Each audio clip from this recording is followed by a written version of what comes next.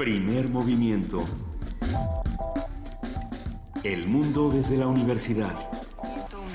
Y en Twitter como PMovimiento o escríbenos un correo a primermovimientounam@gmail.com. Hagamos comunidad.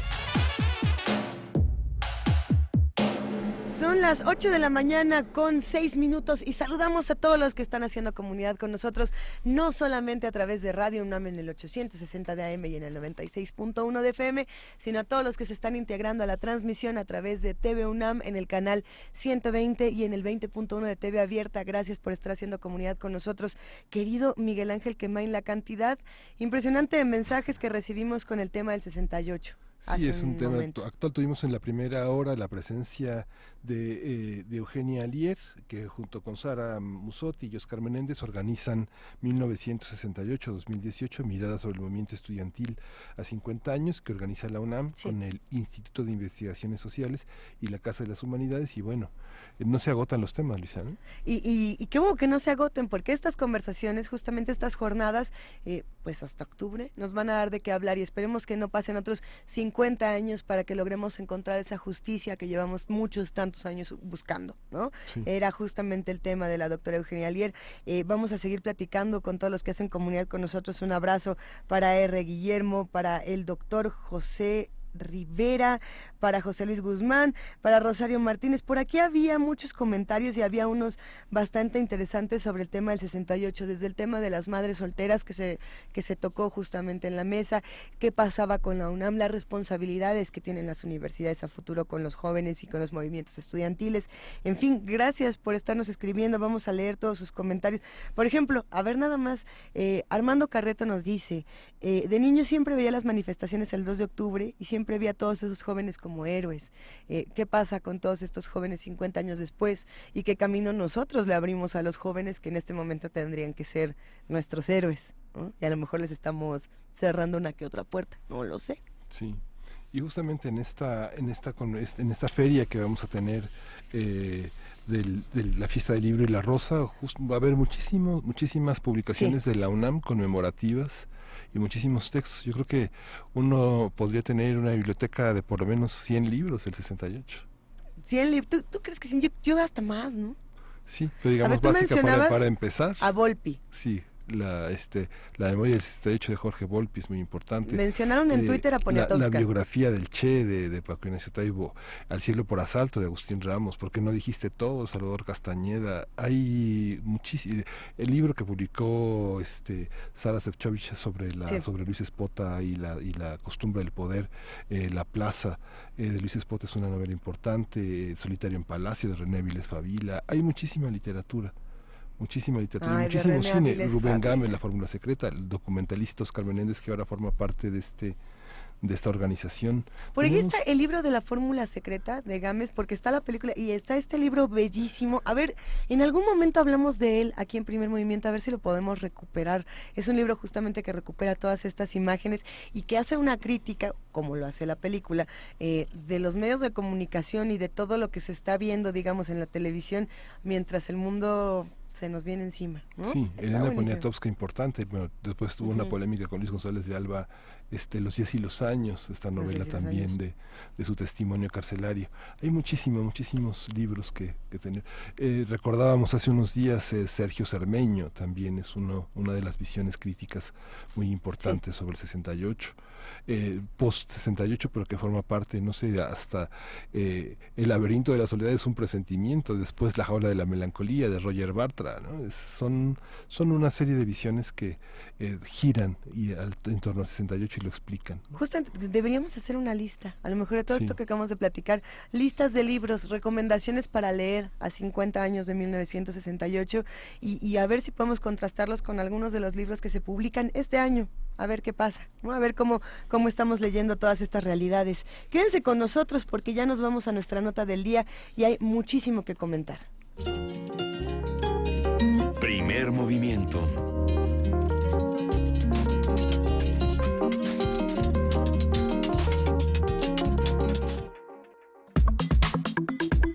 Nota nacional.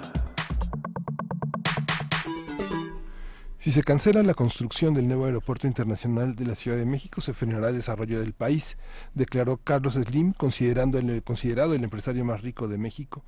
Según Slim Elú, esta obra representará bienestar para 5 millones de habitantes de la parte más marginada de la zona metropolitana del Valle de México. El ingeniero defendió el proyecto del nuevo aeropuerto frente a los comentarios en contra que ha hecho Andrés Manuel López Obrador, candidato presidencial de la coalición Juntos Haremos Historia. Dice, ahorita no tienen por qué meterse, ahorita son candidatos.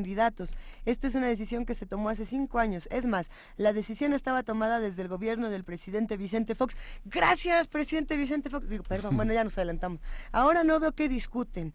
Este es un paradigma detonador del desarrollo fantástico, afirmó Slim, que también afirma que el viejo aeropuerto puede ser como Paseo de la Reforma, con universidades, arbolitos, tiendas y todo lo que a Carlos Slim le fascina. Sanborns. Muchos Sanborns. Que son así el desarrollo obligado en Texcoco, ¿no? Sanborns flotantes para todos. Bueno, a partir de las declaraciones de Carlos Slim vamos a hablar sobre el lugar de los empresarios en un régimen democrático, sus límites, posibilidades y relación con el poder. Para ello está Yolanda Trápaga, ella es economista, responsable del Centro de Estudios China-México y el posgrado de la Facultad de Economía de la UNAM. Buenos días, doctora Trápaga, qué bueno que está con nosotros. ¿Cómo estás, Miguel Ángel? Buenos días, Luisa, buenos días. Qué gusto escucharte, querida Yolanda. Igual. Nos hubiera encantado tenerte en esta cabina porque sabemos que todos estos temas te apasionan y siempre nos enseñas otras lecturas. A ver, ¿qué pasa con los empresarios y qué lugar ocupan en esta democracia, si es que estamos hablando de una democracia? A ver, ya lo puntualizaste más porque habían dicho el lugar de los empresarios en un régimen democrático. Ándale, vamos a ver. Este es un régimen democrático capitalista. Ajá. O sea, los griegos tenían otro, para ponerlo en perspectiva, ¿no? Entonces no vamos a discutir de qué trataban los griegos, pero sí podríamos hablar de las 1,000,000 democracias y de cuántas no sirven y cuántas tampoco, pero bueno.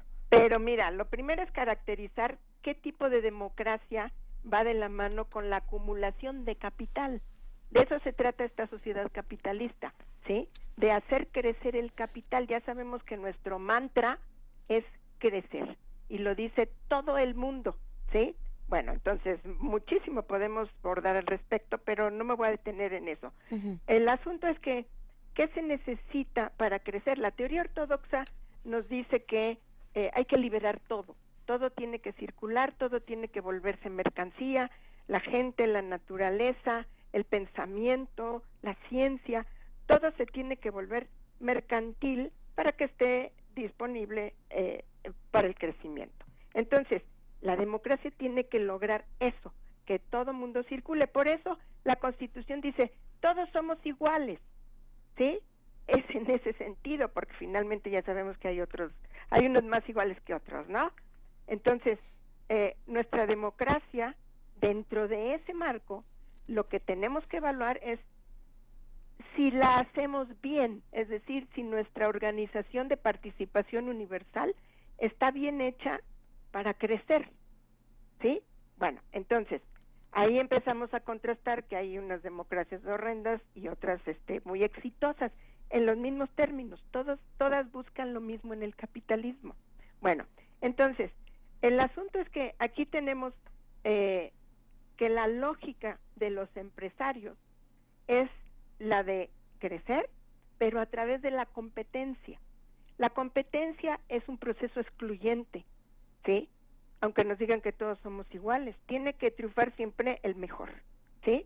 Entonces, el asunto es que la dirección del capital va hacia la concentración de los recursos en cada vez menos manos, siempre de empresarios, de capitalistas.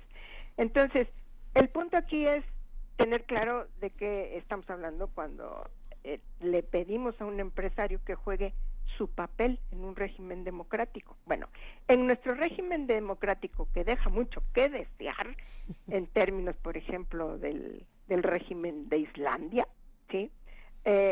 Bueno, tiene sus asegúnes, pero hablando justamente de qué se trata esta sociedad está estructurada y dirigida por los empresarios, aunque tengan sus representantes, y su representante es el presidente de la República y su gobierno. Los gobiernos en el capitalismo no representan al pueblo, representan los intereses del crecimiento, es decir, de la acumulación del capital, Y eso no equivale a hablar de desarrollo, porque el desarrollo implica una distribución determinada de la riqueza creada.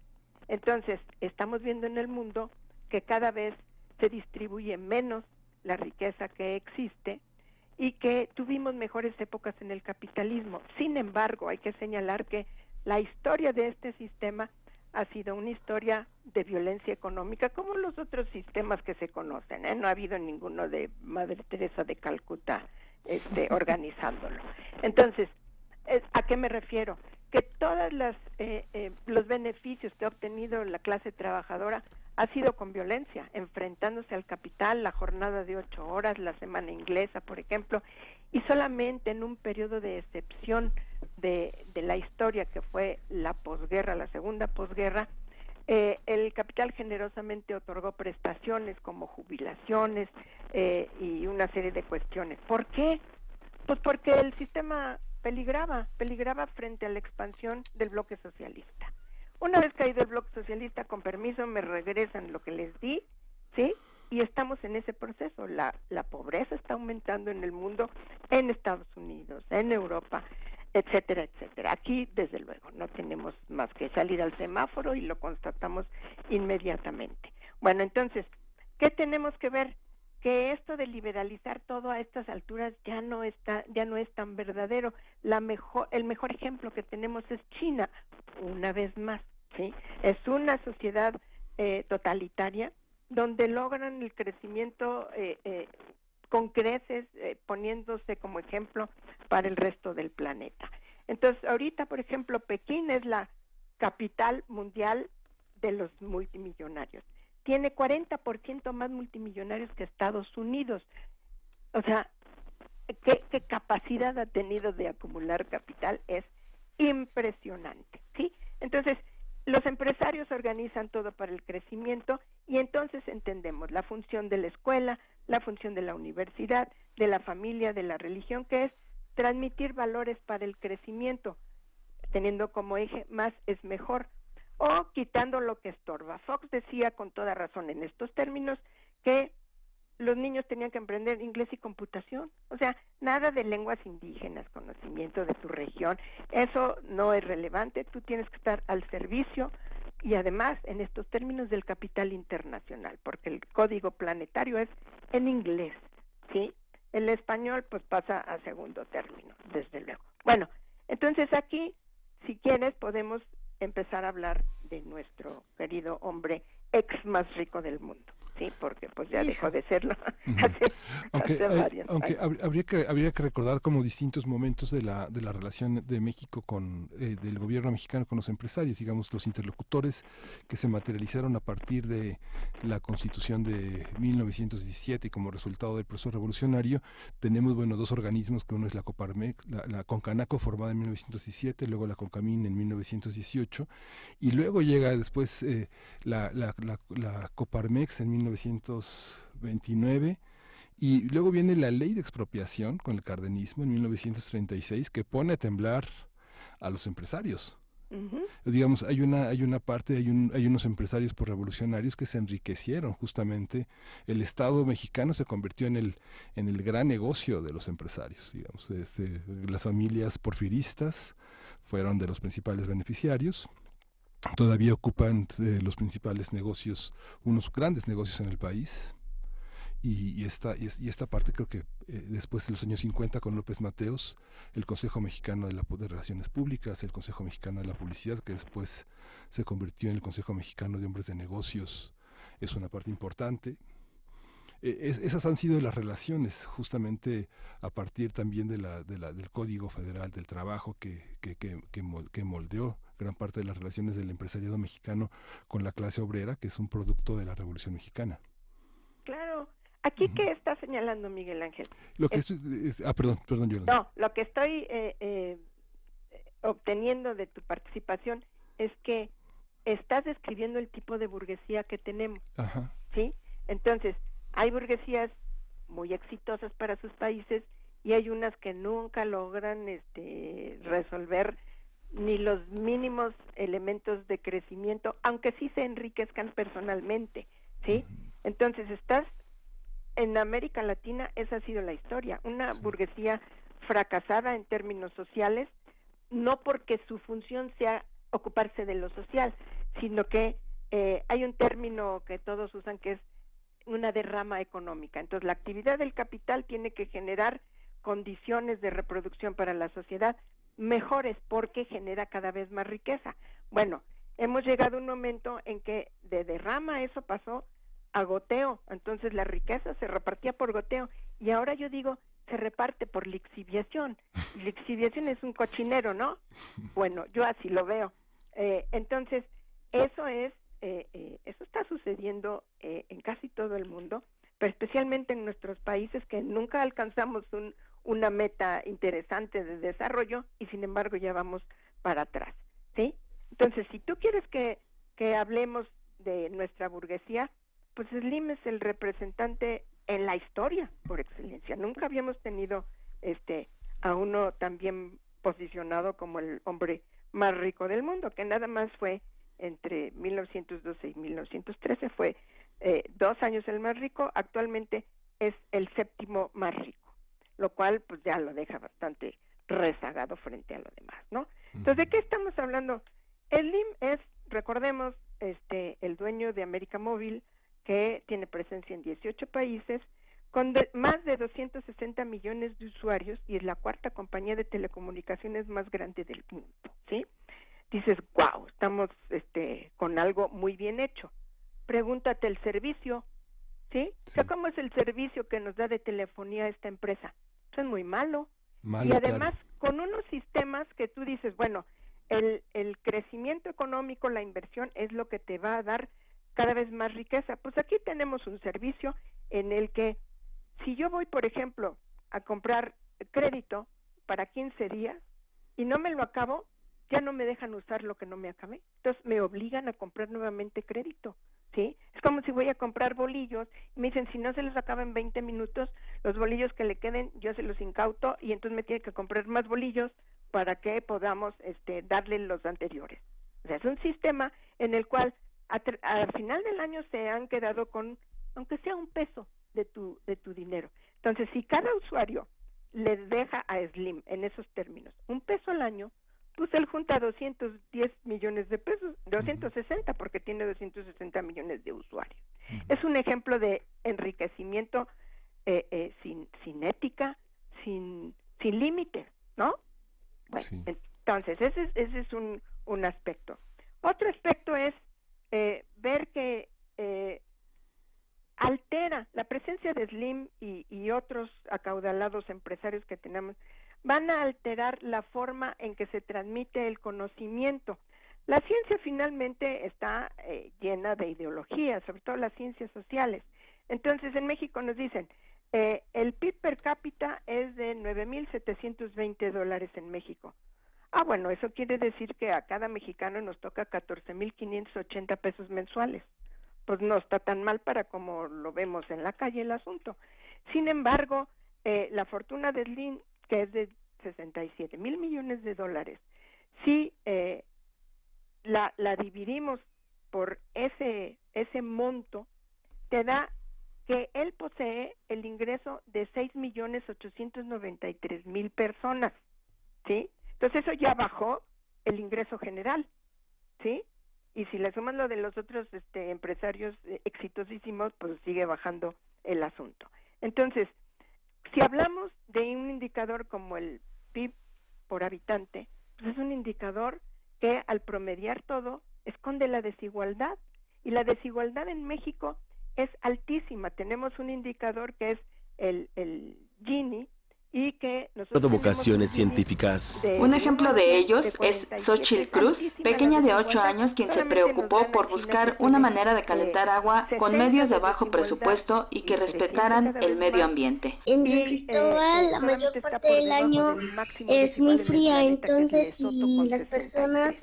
Bueno, pero si ponemos los sueldos a la mitad, porque no es cierto que la mayoría de la gente gane 14,580 pesos, entonces lo que le corresponde al Slim son los salarios o los ingresos de 14 millones de personas. Bueno, eso es interesante saberlo, porque la aspiración permanente de riqueza, pues para mi gusto, tiene que ser patológica para que cumplas tu función de acumulación. Eso es muy importante. Y entonces tenemos que la opinión del DIM sobre el aeropuerto no es una opinión de ingeniero, porque lo primero que tienen que hacer es decir, ingenierialmente estuvo bien planteado o mal planteado, que es lo que hemos oído de especialistas como el doctor Luis Zambrano, con el que yo estoy absolutamente de acuerdo que lo que hay que recuperar es la lógica del lago, si no siempre va a estar inundado lo que pongas ahí. Entonces eso nadie lo ha cuestionado, ¿sí? Y sobre eso le pones la cuestión de los contratos. Entonces, Slim tiene contratos por más de 90,000 millones de pesos vinculados al aeropuerto. Tiene garantizado el edificio sede, él lo va a construir, la pista 3, su yerno diseñó junto con otro arquitecto el proyecto. Entonces, resulta que a mayores acciones tienes más peso en la economía. Entonces, el mayor accionista que tenemos es Slim y es defendido por el secretario de Gobernación que salió a defender el proyecto amarrado con lo que estaba diciendo Slim. Y en términos internacionales, la calificadora Moody's dice que no podemos tocar el aeropuerto porque la calificación crediticia del país sería negativa. Entonces, bueno, tenemos un muégano de impertinencias, de cosas inadecuadas, porque lo primero que tendremos que considerar es la cuestión ecológica, ¿sí? Y entonces esta inversión del aeropuerto se está haciendo con dinero público y con dinero de los trabajadores que son las AFORES, administradas por capital privado, ¿sí? ¿Para qué? Pues para sus intereses privados. Eso es muy interesante. Entonces, la figura clásica del empresario era alguien que tomaba riesgos, ¿sí? Podía ganar o perder, pero en estas condiciones solamente ganan, tienen el respaldo del Estado completamente, el capital que no les pertenece, que es de la sociedad y de los trabajadores, y ellos deciden cómo se hace, ¿sí? Pues eso es apabullador, ¿no? ¿Cómo ven? Sí, claro. Lo que pasa es que, digamos, uno revisa los 12 puntos verdes del proyecto y es, francamente, de risa frente a las propuestas que ha hecho Luis Zambrano y justamente la articulación discursiva que hace Slim es justamente pensando tal vez en la afiliación cardenista que ha manifestado López Obrador, yo pienso en esta ley de expropiación de 1936, pero que finalmente lo que ha propuesto López Obrador es la consulta y una consulta amplia en distintos sectores, municipales, indígenas, que tienen que ver con la propia construcción del aeropuerto y además pues el tema del agua y el tema de la consulta que tiene que hacerse en ese aspecto. Y por otra parte el tema de la corrupción, en la que el nepotismo, las componendas, las licitaciones no se hicieron con un debido proceso ajustado a la ley de adquisiciones, sino que se adjudicaron libremente cuando rebasan en toda medida lo que la ley permite, ¿no? Claro, y eso sucede porque la población no tiene fuerza, ¿sí? Hay tanta gente demandando trabajo que los trabajadores ya no tienen fuerza ni sindical ni de ningún tipo, entonces mucho menos participativa en estos términos. No vale la pena pensar que existen, mucho menos consultarlos. Entonces, esto nos remite a que el empresario, por definición, tiene una ética diferente a la del trabajo. Su ética, como la de cualquiera, es defender sus intereses, ¿sí? Así es. Y sus intereses son, número uno, invertir lo máximo, cosa que ya no están haciendo porque no es su dinero, ¿sí? Dos, mantener salarios bajos, flexibilidad laboral, subcontratación, porque eso les permite abatir costos y aumentar su ganancia. Entonces, el tema es realmente de llamar la atención en términos del cinismo. Por ejemplo, el que MIR diga que hay que retribuir los 6 años con una pensión que un presidente dedica al país, pues los trabajadores dedican 30, 40 y toda su vida y nunca nadie les retribuye nada. Fox dice que él no puede vivir sin su pensión porque no le alcanza, por ejemplo, ¿no? Entonces, es muy interesante que son tan transparentes en su cinismo y no pasa nada. Y entonces las dos cositas que dice López Obrador son un escándalo de exceso, ¿no? Justo esta discusión del aeropuerto, está por ahí otras voces que salen y dicen, cada patraña que nos hace que se nos enchine el cabello, Yolanda. Pero ¿cuáles serían quizá las discusiones principales que tendríamos que atender justamente que están llegando de los empresarios y que van a tener repercusiones fundamentales en nuestro país? El aeropuerto, el Telecán, ¿qué otras discusiones tenemos que atender? Bueno, la pobreza. La pobreza, sí. O sea, es la vida o la muerte, ¿sí? Y la naturaleza, porque resulta que parece que la naturaleza es así como algo que tengo guardado en la alacena y que no tiene impacto. Pues de eso depende el resto de la actividad y ahí de eso depende la vida. Entonces, para el capital la naturaleza es una mercancía más, la compro, la vendo, la destruyo, es mía, me pertenece, te dejo acceso, no te dejo acceso. Entonces, empezar por el piso del sistema, de cualquier sistema, es hacer un recuento de qué tenemos en este país. Y este país tiene una riqueza enorme en términos de naturaleza, pero que para fines de inversión no sirve. Es decir, tenemos tantas montañas, tanto desierto, tanta diversidad. Somos entre el cuarto y el quinto país más diverso del planeta en términos biológicos. Si eso no es riqueza, pero para el capital eso no es riqueza, porque el capital tiende a actuar en términos de homogeneidad. Y entonces, si te enfrentas a un terreno donde tienes que aplicar 7 tecnologías diferentes en lugar de una sola, pues te sale 7 veces más caro. Aparte, la decisión que tomas es, no invierto, ahí no me meto. Por eso los estados más ricos son los más pobres. Chiapas es el más rico y da vergüenza, Oaxaca, Guerrero, ¿sí? Entonces, si no entendemos eso, el país se entiende simplemente como una masa de capital y una masa de gente. ¿Cómo los vas a combinar? Pues como Dios te dé a entender, pero en el supuesto que ya señalaba Pedro Aspe, de que sobra la mayoría de la gente. ¿Se acuerdan? Exacto. Pedro Aspe, Claro, que fue secretario de Hacienda de Salinas? Gran profesor del ITAM, por supuesto. Exacto, entonces con mucha menos población, él dijo, en México no funciona el modelo porque sobran 9 millones de habitantes. ¿Qué tal? Ahorita ya podemos multiplicar esa cifra por 100. Sí, claro. Recuerdo el cartón de Abel Quesada que decía que el principal problema de México era que estaba habitado por mexicanos, ¿no? Oh. Entonces, bueno, pues si no sabemos en qué país vivimos y nos comportamos como si fueran las planicies de Iowa, pues lo estamos reventando. Es lo primero que estamos haciendo. Nos estamos comiendo el piso en el que estamos parados, ¿sí? Y con esa lógica generamos al hombre más rico del mundo, cuando menos durante 2 años, y además lo bendecimos como el máximo éxito, el ejemplo a seguir, etcétera, etcétera, etcétera. Bueno, eso hay que replantearlo. Sí. Entonces, el Telecán se negocia en los mismos términos. Okay. Ahora resulta que somos potencia exportadora. Perdón, pero el exportar frutilla, ¿sí?, que en la Zagarpa viene como clasificado berries, o sea, ya ni en español, ¿sí? Entonces somos potencia exportadora cuando importamos lo que comemos, ¿sí? El maíz lo importamos. Todo lo que se come fundamental, arroz, trigo, que fue desmantelado por el Telecán. Pues ahora ya nos volvimos potencia exportadora. Entonces es igual que medir el ingreso per cápita. Esconde una estructura que no solamente es irresponsable, es mortal. Sí, el día que nos cierren la frontera, que no se le ha ocurrido a Trump, porque pues es tan tonto que no sabe realmente de qué se trata, que diga, ya no les vendemos lo que normalmente ustedes nos compran, que es carne, que es leche, que son granos, sí, no se los vamos a vender y a ver cómo le hacen. Y no hay cómo le hacemos, no hay. Bueno, de eso se trata.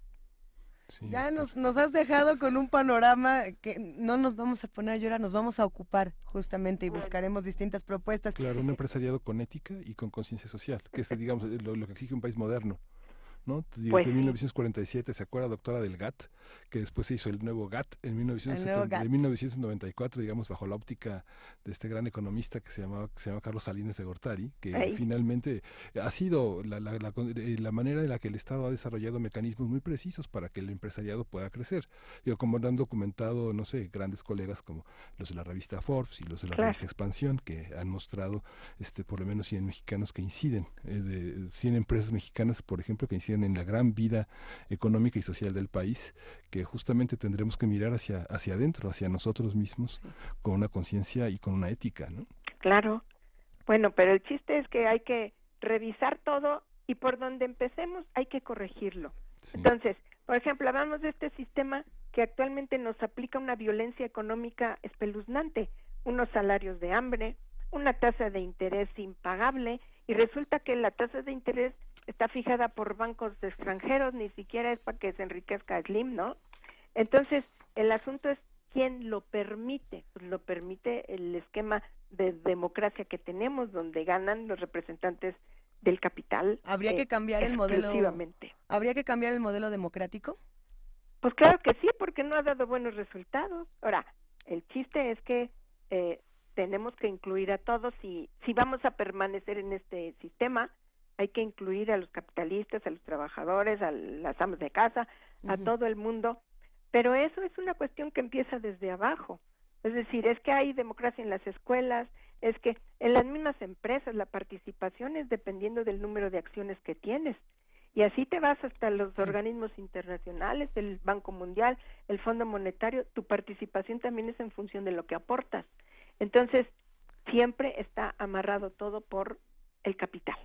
Vamos a seguir discutiendo entonces estos temas, el Telecán, la desigualdad, la agenda, por supuesto, la ley de biodiversidad, la ley forestal, las elecciones, el modelo democrático. ¿Y cuántas preguntas no se van a quedar pendientes? Tendrás que volver, Yolanda Trápaga, pronto. Gracias. Te mandamos un gran abrazo, mil gracias. Un beso, bye. Controversial lo que nos dice nuestra querida Yolanda Trápaga, economista responsable del Centro de Estudios China-México, posgrado de la Facultad de Economía de la UNAM. Muchos comentarios en redes sociales, iremos platicando todos, pero por lo pronto un poco de música. Sí, vamos a escuchar a Jacqueline Dupré, Fantasy Stuque, Opus 3, Movimiento Tercero.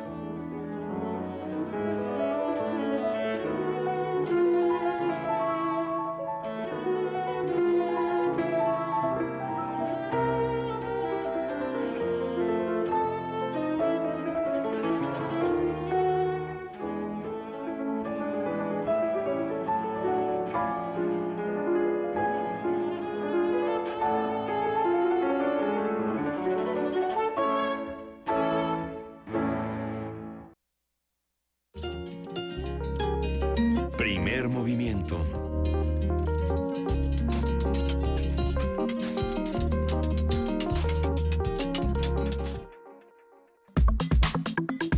Nota internacional.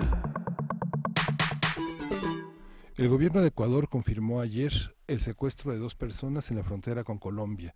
César Navas, ministro del Interior, presentó un video en el que un hombre y una mujer piden ayuda al presidente Lenín Moreno para lograr su liberación. El crimen es atribuido al Frente Oliver Sinisterra, disidente de las FARC, encabezado por Walter Patricio Arizala Vernaza, alias Guacho, a quien también se le considera responsable del secuestro y homicidio ocurrido la semana pasada de 3 periodistas del diario El Comercio. El gobierno de Ecuador aseguró que realizará todas las acciones para recuperar la calma en la zona fronteriza, pero advirtió que sin la colaboración real y decidida de las autoridades colombianas, estos delincuentes seguirán atentando contra la paz de las 2 naciones hermanas. El presidente Lenín Moreno pidió ayer el apoyo de los gobiernos de España, Francia, China, Estados Unidos y Reino Unido para afrontar el deterioro de la seguridad en la frontera. Vamos a hacer un análisis sobre esta situación en la frontera de Ecuador-Colombia y lo que significa para las FARC y su posible participación política. Para ello está con nosotros Janet Valdivieso, ella es periodista ecuatoriana, ha realizado coberturas especiales en Pisco, en Perú, en la Franja de Gaza, tras la guerra con Israel en 2014, y en la visita de Barack Obama a Cuba y en la muerte de Fidel Castro. Janet, gracias por estar con nosotros, bienvenida. Hola compañeros, buenos días, mucho gusto de estar en su programa. ¿Cómo enfocar este tema? ¿Es de los aspectos de mayor dificultad en la cobertura periodística y una de las zonas de difícil acceso en las 2 fronteras? ¿Cómo entender este conflicto? Bueno, primero hay que entender dónde está ubicado este conflicto, ¿no? Está muy lejos de las capitales, de Bogotá a Tumaco, que es la zona sur de la frontera, y en Quito está un poco más cerca, está al norte, hacia el Pacífico. Entonces son 2 ciudades pegadas, bañadas por el Pacífico, lo que le hace un sector estratégico para todo el tema de movilización y producción de cocaína, cultivos de coca. Son 2 zonas coincidencialmente de mayoría de población afrodescendiente. Las 2 zonas han sido tradicionalmente, históricamente abandonadas por el Estado. Realmente allá la presencia del Estado lastimosamente no se ha visto durante muchos años, y ahora los pobladores de esas zonas, la presencia del Estado ahora es netamente militar. Entonces ese es el problema desde algunos análisis, que esas zonas requieren mucho más que la presencia militar y el tema de seguridad. Entonces, ese es el caldo de cultivo que hay para que diversos grupos que operan en esas zonas hayan aprovechado el desarme de las FARC para disputarse sus territorios, para llenar el vacío de poder, de control territorial que hay en esa zona. Entonces, ahí hay, por ejemplo, en Tumaco, según algunas fundaciones que han hecho estudios en esa zona, hay al menos 12 grupos de distintos tipos que se disputan el control, que netamente es de producción de cocaína, que buscan sacar del Pacífico. Esa zona es selvática, está llena de ríos, de corredores de ríos fluviales y pocas carreteras, pero permite sacar la droga por el Pacífico hasta Centroamérica y rumbo a Estados Unidos. Entonces, la zona es de difícil acceso en el sentido de que todo lo que está ocurriendo pasa en la zona rural de Nariño y de Esmeraldas, que son las 2 provincias que están ahí fronterizas. Y el problema se da porque también ese control está disputándose adentro en estas provincias, pero la población civil obviamente está en medio de ese fuego cruzado, podríamos decir. Y la presencia militar ahora quiere obviamente perseguir a estos grupos, pero como dicen, podrán detener a Guacho, pero que es el señalado como culpable de los asesinatos y de los secuestros de estos últimos días, y otras acciones armadas de explosión de artefactos artesanales, de un carro bomba, incluso en una comandancia de policía en Ecuador. Pero detrás de él hay una estructura, hay otros grupos, entonces es un tema muy complejo que los 2 gobiernos tienen que abordar, y no solo desde lo militar. Es una zona en la que también la droga se distribuye a través de avionetas, y que la petición de Lenín Moreno para La petición internacional se sostiene en esta ecuación que muchos analistas internacionales han hablado de cómo llega también la droga a Europa, ¿no? Sí, básicamente acá hay varias zonas de producción, de cultivo de hoja de coca, producción y distribución. Hay muchos tipos de transporte. Por ejemplo, cerca de Tumaco está el puerto de Buenaventura, entonces también a través de barcos se están enviando algunos cargamentos hacia Europa también. Y últimamente acá descubrieron también una red, acá en Colombia, una red de jets privados que llevaban droga hacia Europa. Entonces las modalidades realmente son de distinto tipo, pero en la zona de Tumaco específicamente el transporte es fluvial. Eso es lo que hay. Obviamente hay pistas clandestinas, pero todo eso siempre se está investigando, y desde otros puntos del país también hay salida de droga por otro tipo de transporte. A ver, tenemos por aquí justamente este hashtag Ecuador en Paz, Janet, que nos ha dado mucha información sobre todo de lo que va a pasar con una marcha el día de mañana, una marcha que no se quiere politizar. Sí, el hashtag Ecuador en Paz surgió, pues ya el primer hashtag, realmente las redes sociales también han posicionado mucho este tema, y el primero fue nos quitaron tres en relación. Sí, nos faltan tres, fue el primero, cuando estaban secuestrados. Luego se posicionó el nos quitaron tres, cuando ya se confirmó la muerte del equipo del comercio. Y hoy, para la marcha que está prevista mañana en Quito, por las calles del centro histórico, ahí han posicionado esta marcha porque tradicionalmente Ecuador ha sido considerado un país de paz en medio de dos vecinos un poco incómodos, digámoslo así, porque Colombia y Perú han afrontado situaciones de terrorismo, de guerra interna, y a diferencia de eso, Ecuador, Ecuador ha sido pues un país que no ha tenido conflictos de este tipo, y este tipo de secuestros, de asesinatos, de terrorismo, de acciones terroristas no han ocurrido en Ecuador. No se recuerda de este tipo de cosas. Es más, ese es el grito que se está convocando con este hashtag, ¿no? Ecuador tiene que volver a ser ese país diferente de sus vecinos en cuanto a seguridad, a ciudadanía, cultura ciudadana, un poco a poder transitar por el país sin el temor de que algo ocurra. Y empezó por el tema de los periodistas. Antes de ellos habían muerto 4 militares en una acción en un atentado en la frontera, y la última acción es esta de los 2 ciudadanos ecuatorianos secuestrados también en una zona de frontera. Entonces, digamos que se van sumando acciones, pero lo que quieren con esta marcha es mostrar que no queremos acostumbrarnos a este tipo de acciones, y que la gente tiene que también exigir más seguridad y estar consciente de la situación que se está atravesando en este momento en el país. Los periodistas asesinados realmente estaban en la Esmeralda, no estaban ni vinculados a nada que tenía que ver. ¿Fue algo premeditado? ¿Fue un poco casualidad que fueran periodistas del comercio los que fueron atacados?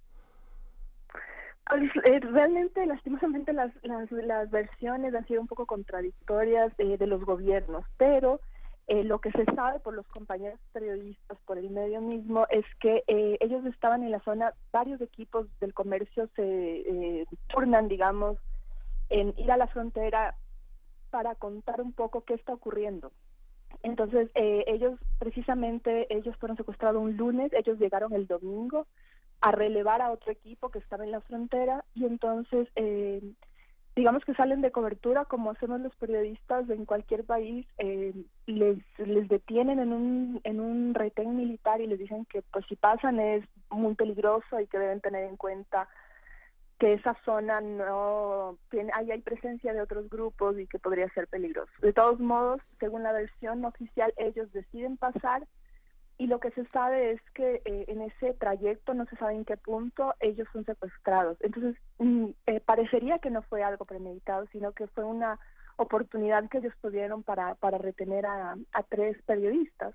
No es que ellos, como en otros países, fueron secuestrados por alguna publicación en especial o que había que silenciarlos por algo, sino que estuvieron, digamos, en ese momento cumpliendo una tarea periodística y se encontraron con ese grupo allá en la frontera. Tendrás que entender, Janet, que aquí en México estamos más que acostumbrados a que a los periodistas que informan justamente les arrebatan su vida y les arrebatan sus derechos. Por lo mismo, la noticia de estos 3 periodistas para este país en particular, para México, da un giro muy interesante. Pero lo que ocurre con Ecuador también es un tema de seguridad que a lo mejor no se había estudiado antes de la manera en la que se tendría que estar estudiando. ¿Qué tiene que exigir la ciudadanía a partir de este momento? No solamente la de Ecuador, la de Colombia, la de Perú. ¿Qué se tendría que estar exigiendo que no exige la sociedad? Bueno, primero yo creo que los gobiernos y las sociedades tienen que entender ahora que este es un problema transnacional, o sea, no tiene que ver con las fronteras solamente. Eso fue uno de las dificultades que hubo en el manejo del tema de los periodistas ecuatorianos, que como que los gobiernos se pasaban la pelota, no, esto fue en Ecuador, sí. No, es que ustedes están en Colombia, no, creo que es una estrategia equivocada, o sea, mientras los grupos ilegales en esa zona están totalmente organizados de forma transnacional, los gobiernos no. Entonces yo creo que también hay que, como el gobierno ecuatoriano ha venido pues pidiendo corresponsabilidad del gobierno colombiano, creo que eso se tiene que traducir no solo, como les decía al principio, en acciones militares, en presencia militar, en tanques, helicópteros, y es que claro, la gente también está sorprendida de eso, porque eso implica no solo seguridad, sino también un poco de miedo, toda esa presencia estatal de un día al otro, pero que faltan tantas cosas ahí, son zonas muy pobres. Y bueno, lo que yo creo que hay que exigir es que exista una lucha también entre varios países, pero lastimosamente Colombia viene luchando contra el narcotráfico durante décadas y se sabe que esa política antidrogas de Estados Unidos y Colombia que se implementa acá no ha dado resultados. Entonces, lastimosamente también hay que pensar que Estados Unidos es parte de esa ecuación y en este momento ese es un grave problema, porque mientras esa política antidrogas impere en la región, pues seguirá existiendo este tipo de grupos de incentivos. Pero del otro lado también, por ejemplo, acá en Colombia hay que exigir que los acuerdos de paz que se firmaron con las FARC efectivamente se cumplan en cuanto a la implementación y a en el territorio rural, en la sustitución de cultivos de coca, que obviamente acá es como están esperando que eso todavía ocurra y como no ocurre, hay mucha gente que entonces decide unirse a estas bandas que tienen otro tipo de necesidades, entonces reclutan gente porque no hay empleo y entonces es un círculo vicioso que tiene también que ver con las condiciones sociales y de oportunidades que hay en esas regiones. Entonces creo que es hay un montón de factores que es necesario tomar en cuenta, pero sobre todo que estén conscientes de la situación que está ocurriendo aquí. O sea, Ecuador por mucho tiempo no se preocupó de este tema como debía. Entonces, hoy se ve sorprendido con muchas cosas, incluso a veces parece que el manejo fuera un poco improvisado, no bien asesorado. Esa es la impresión que existe en algunos sectores. Entonces, creo que hay que empezar a prepararse para otro escenario donde están tomando fuerza también estas bandas. Sí, y es que es un paisaje, digamos, el río Mataje que llega del Pacífico y que llega hasta Colombia, siempre ha sido el escenario de las revistas de viajes, de revistas del corte como National Geographic, y de pronto se encuentran en el claro de la selva una gran plantación de coca y grupos paramilitares ahí. Ahora está muy vigilado por el ejército. Este fue un detalle que verdaderamente se les escurrió en la opinión pública internacional, ¿no? Sí, bueno, es una zona muy muy complicada también, porque es que hay bases, claro que hay bases militares en ciertas zonas, pero no se puede pues poner un guardia en cada territorio militar. Es complicado porque es una zona medio selvática, de espesa vegetación, llena de ríos, de manglares, y la gente que opera ahí conoce tal vez la zona mucho mejor que los militares y policías y funcionarios que van allá cada cierto tiempo. Entonces, también existe cierta relación con las comunidades por miedo o porque pues es parte de la dinámica. Entonces también hay que tomar en cuenta eso, o sea, toda esa zona de frontera a veces ha tenido más presencia de estos grupos que del mismo Estado. Sí. Pues nos quedamos hasta aquí en esta conversación el día de hoy. Janet Valdivieso, periodista ecuatoriana, te agradecemos muchísimo. Cuéntanos un poco qué es lo que tendremos que estar estudiando para las próximas semanas, en dónde tiene que estar nuestro ojo. Pues yo creo que primeramente, pues yo creo que la prioridad ahora es dos cosas. La una es de recuperar los cuerpos de los periodistas que lastimosamente aún no han pasado ya más de, pues ya varios días, para cumplirse una semana el día jueves desde que conocimos que fueron asesinados. Y todavía la Cruz Roja no ha podido entrar al territorio, no hay, ese operativo está pendiente. Entonces creo que lo primero y la prioridad debería ser también recuperar los cuerpos y permitirles a las familias tener un duelo decente en medio de toda esta tragedia. Y en segundo lugar, el tema de los dos secuestrados que ahora están en manos del Frente Oliver Sinisterra. Creo que el manejo que hubo con el tema de los periodistas debe dejar lecciones para que pues, se preserve la vida de esas dos personas que obviamente no tienen nada que ver en este conflicto, porque no es que están secuestrando policías o militares, están secuestrando gente que pasa por la zona, que está ahí en un mal momento. Y pues obviamente todo el desenlace de este tema de la presencia militar. Por ejemplo, en Ecuador ahora empiezan a haber ya desplazados internos de zonas de frontera que están desplazándose, buscando refugios, están instalándose albergues. Y eso es un fenómeno que para Ecuador también es nuevo en esa zona. Entonces, el desplazamiento interno en Ecuador no se conoce. Eso es una cosa también nueva que también hay que prepararse y también ver si es que capturan o no a este grupo, a este líder del grupo Huacho, y ver cómo se desenvuelve la dinámica militar también en esa zona, si van a seguir la presencia ya, si hasta cuándo van a estar. Lastimosamente no se puede tener un tiempo de estos operativos, cuánto van a durar. Te agradecemos son varios mucho. frentes. Sí, tendremos que seguir estudiándolo, Janet. Sí, bueno, muchas gracias a ustedes también por interesarse en esta zona, en esta región. Gracias. Estamos en contacto contigo, querida Janet Valdivieso. Muchísimas gracias. Les recordamos, Janet es periodista ecuatoriana, ella ha trabajado en Quito en diferentes espacios y por supuesto nos estará contando un poco más de lo que ocurre en las próximas semanas con este tema tan importante y bueno, pues lleno de comentarios en redes sociales, querido Miguel Ángel Quemain. Por ahí nos mandaron uno a mensaje justamente donde nos piden que hablemos un poco de lo que está pasando con este hashtag ya en noticias, regresando a nuestro país, el de Universitarios con AMLO, que es el hashtag que ayer se volvió trending topic mundial, después de una encuesta, que no es encuesta, sino es sondeo, pero bueno, se confundió que si era encuesta, que si era sondeo, que sí que era, que había lanzado el periódico Reforma, donde se le daba una amplia ventaja a Ricardo Anaya, como digamos el candidato entre comillas de los jóvenes.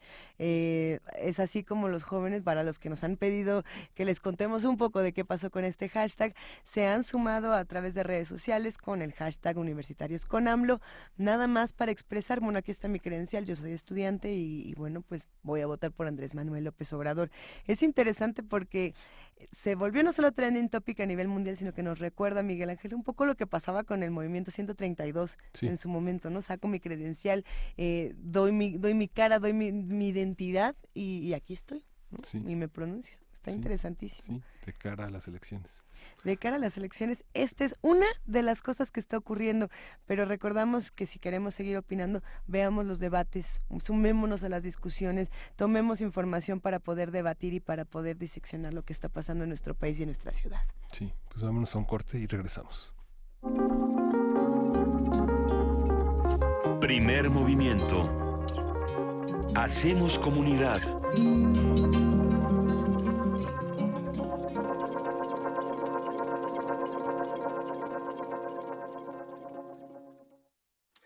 Somos tu acervo.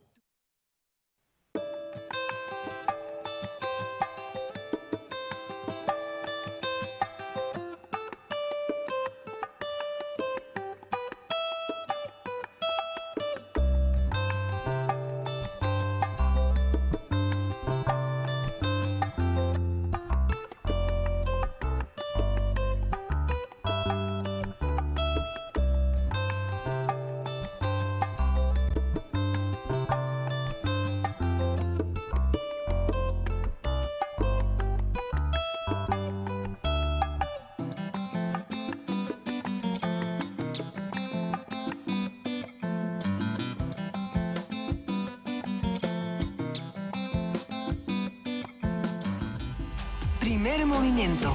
Podcast y transmisión en directo en www.radio.unam.mx.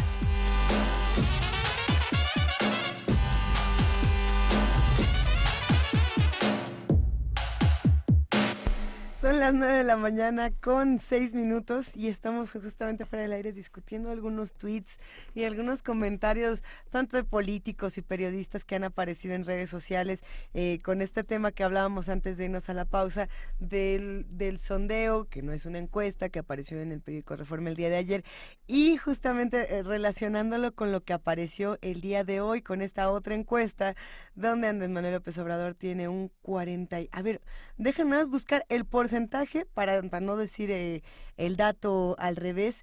Es un porcentaje grande ya de ventaja, ya bastante consolidado, que también se tiene que discutir, y también tenemos que recordar que estas encuestas son solo encuestas y que tampoco debemos confiar en todo lo que nos dicen. Pero bueno, el periódico Reforma sale hoy con un 48% para López Obrador. Entonces, bueno, sí se ha hecho una verdadera trifulca en redes sociales, entre periodistas, entre políticos, gritos, sombrerazo, y no perdamos de vista lo más importante, que tiene que ser tanto las propuestas como los perfiles de los candidatos que tenemos enfrente, Miguel Ángel. Sí, justamente es importante la estructura del debate, ¿no?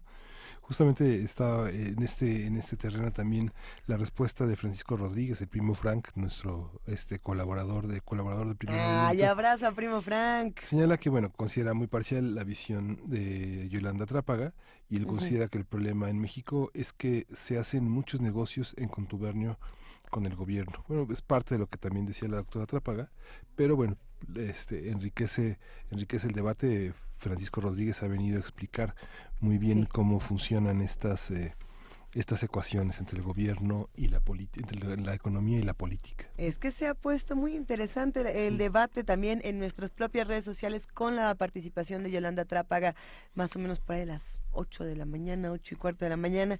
Si quieren volverla a escuchar, recuerden que tenemos podcast y es www.radio.unam.mx, y que también tenemos digamos, nuestra carita bien pintada en TV UNAM, en www.tv.unam.mx, para los que quieran consultar de nuevo esta conversación, que estuvo buena, estuvo ruda, sin duda. Sí, y justamente, Luisa, hemos estado en los últimos tiempos aquí en Primer Movimiento viendo cómo muchos de los encuentros, de los debates, se organizan en torno al debate, ¿no? El debate del debate. El debate que ha pasado en el Colegio de México en torno a la llamada crisis de las humanidades, de las ciencias sociales, que tuvimos aquí la presencia del Colegio de México, y ahora la presencia también de Yolanda Trápaga, de Eugenia Ayer, que justamente 1968-1918 se organiza en torno al debate, más que alrededor de ponencias magistrales, ¿no? Que todo el mundo escuche y toma apuntes. Aquí son debates, ¿no? Bueno, para los que gustan de debatir, hoy tenemos libros de regalo.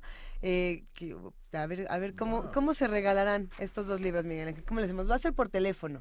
55 36 43 39. Ahora vamos a ver cuántos libros son. ¿Es uno para cada quien o es paquete? Son dos diferentes. El primero que llame se va a llevar este libro de Manuel Castells, y es el coordinador. Otra economía es posible, cultura y economía en tiempos de crisis. Para seguir el tema. Manuel Castells es titular de la cátedra Wallis Annenberg de Tecnología de la Comunicación en la Universidad del Sur de California, uno de los grandes contribuidores que ha contribuido al debate de las ideas. Y El Príncipe Constante, también de Pedro Calderón de la Barca, en una edición de Alfredo Rodríguez López Vázquez, editado por Cátedra, esta editorial que hace de las lecturas clásicas una indagación académica profunda, llena de pies de páginas, de introducciones importantes, y bueno, vale la pena someterse a este aprendizaje. Vale la pena, vale el gusto, merece el placer entrar a estas lecturas. 55 36 43 39. Creo que ya hasta se fueron los libros mientras mencionábamos de qué van, pero en un momento les contamos, porque si quieren seguir con libros y con palabras, ha llegado el momento de Poesía Necesaria. Primer movimiento.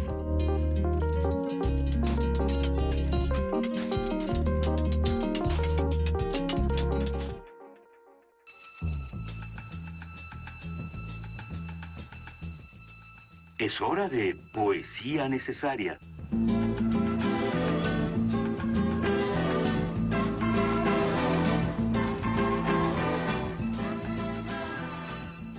poesía necesaria, querido Miguel Ángel Quemain. Sí, vamos a tener Memorial de Tlatelolco de Rosario Castellanos y lo vamos a acompañar con una petición de El Zarco, Children of the Revolution de T-Rex.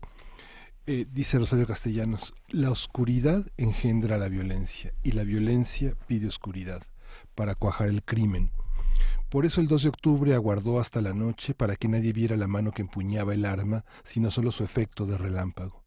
Y esa luz, breve y lívida, ¿quién? ¿Quién es el que mata?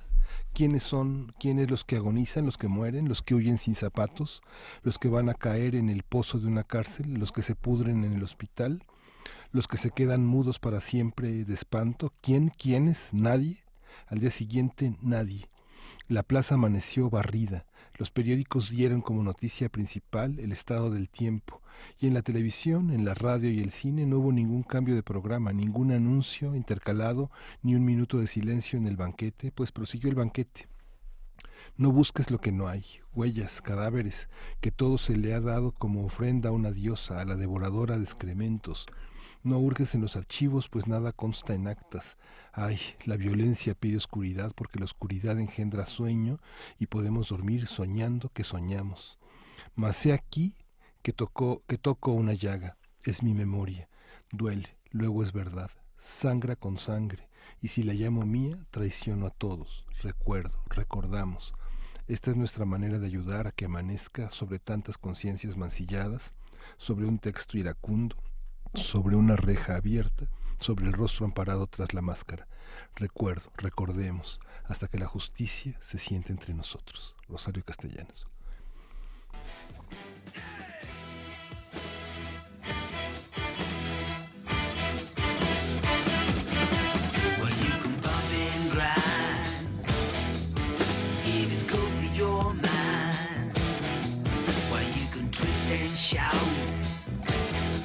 Let it all hang out, but you won't fool the children of the revolution. Now you won't fool the children of the revolution. Now,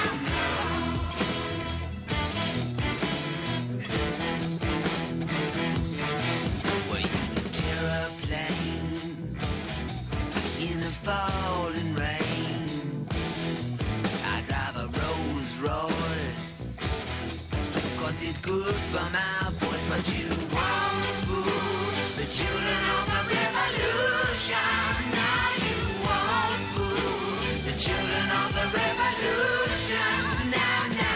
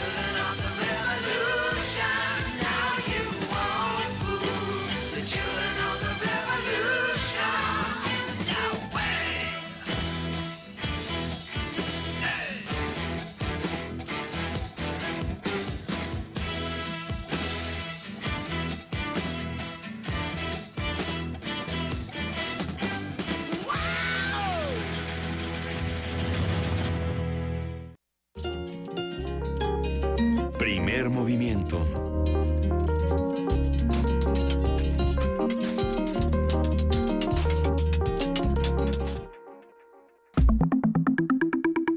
La mesa del día.